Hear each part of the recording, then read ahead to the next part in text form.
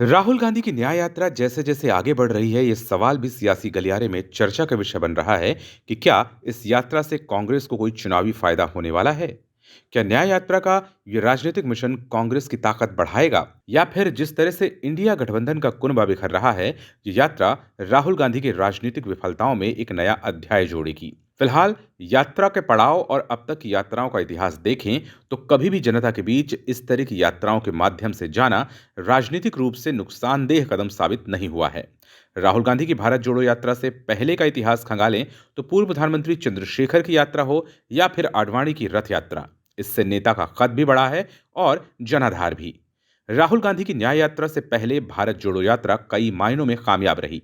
भारत जोड़ो यात्रा के बाद राहुल गांधी की छवि एक गंभीर राजनेता के तौर पर उभरी।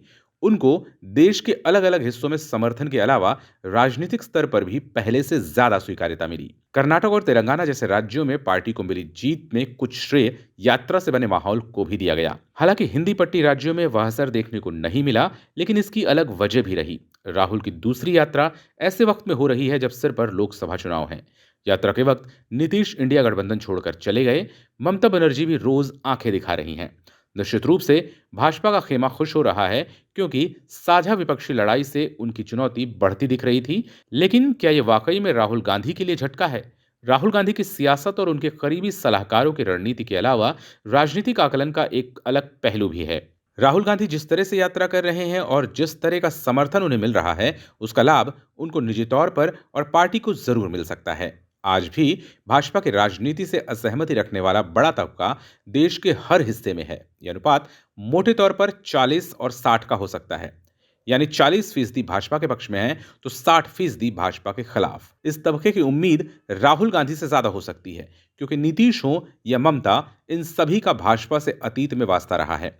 नीतीश तो फिर से भाजपा के साथ चले गए। राहुल गांधी पिछले 10 सालों में मोदी के खिलाफ मुखरता से खड़े होने वाला अकेला चेहरा है। राहुल गांधी ने भारत जोड़ो यात्रा के दौरान दक्षिण पर खास फोकस किया था। दक्षिण भारत तो भाजपा विरोधी राजनीति की धुरी है।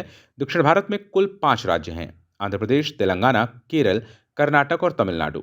इन राज्यों में लोकसभा की कुल 129 सीटें हैं। यहां कांग्रेस की खास तौर पर निगाह है। इसके अलावा देश में 92 सीटें ऐसी हैं जहां मुस्लिम प्रभाव ज्यादा है।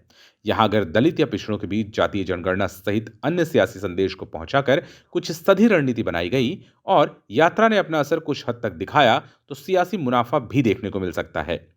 बिहार में नीतीश के जाने से विपक्ष का गणित जरूर कमजोर हुआ है, लेकिन पश्चिम बंगाल में सीधी लड़ाई भाजपा और टीएमसी की ही होनी थी। ऐसे में कांग्रेस राहुल की यात्रा से कुछ जगहों पर अपना आधार मजबूत करने की कोशिश में है। मुस्लिम वोटर बहुल 92 सीटों पर एनडीए कमजोर नहीं रही है। यहां उसका ध्रुवीकरण का दांव पिछले 2 चुनाव में काफी हद तक चला है। एनडीए को 2019 में 45 सीटें मिली। भाजपा नेतृत्व वाले गठबंधन का यह प्रदर्शन 2014 से भी बेहतर था। 2014 में एनडीए को 41 सीटें हासिल हुई थीं। यूपीए के दलों को 18 सीटों पर 2019 में जीत हासिल हुई थी, जबकि 2014 में यूपीए को 15 सीटें मिली थीं। ये वो सीटें हैं जहां मुस्लिम वोटरों की मौजूदगी 20% से ज्यादा है। यहां भी राहुल गांधी की यात्रा का असर देखने लायक है। फिलहाल भाजपा के पास राम नाम है, फ्री राशन जैसी कई लोक लुभावन योजनाएं भी। लेकिन कांग्रेस सहित विपक्ष का गुपचुप अभियान शायद इतना कमजोर भी नहीं है। इसीलिए पीएम मोदी ने अपने मंत्रियों को कहा है कि वो 2004 वाली इंडिया शाइनिंग जैसी गलती ना करें। विपक्ष को मिल रही साइलेंट ताकत और पीएम मोदी के 2004 वाले डर के पीछे क्या कोई राहुल गांधी की यात्रा का कनेक्शन है? इस पर चर्चा जरूर होनी चाहिए। वीडियो पसंद आया हो तो इसी तरह की तमाम खबरों को देखने के लिए हमारा YouTube चैनल लाइक और सब्सक्राइब जरूर करें।